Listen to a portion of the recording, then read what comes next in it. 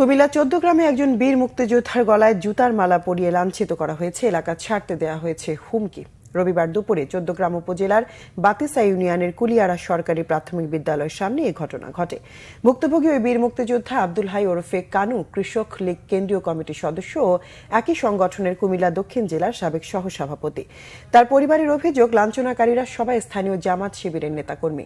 আব্দুল হাইকে এলাকা ছাড়ার জন্য হুমকি দেওয়া হয়েছে। স্থানীয়রা জানায়, আওয়ামী লীগের রাজনীতি করলেও আব্দুল হাই ছিলেন নির্যাতনের শিকার। আব্দুল হাই জানান, ১৪ গ্রামের সাবেক এমপি মুজিবুল হকের অনিয়ম, অত্যাচার ও দুর্নীতির বিরুদ্ধে কথা বলায় ৮ বছর বাড়িতে থাকতে পারেননি তিনি। সম্প্রতি বাড়িতে ফিরলে তাকে ধরে নিয়ে যায় একদল লোক। এরপর কুলিয়ারা সরকারি প্রাথমিক বিদ্যালয় মাঠে তার গলায় জুতার মালা পরিয়ে দেওয়া হয়। ঘটনাটির ভিডিও ফেসবুকে ছড়িয়ে দেয় তারাই।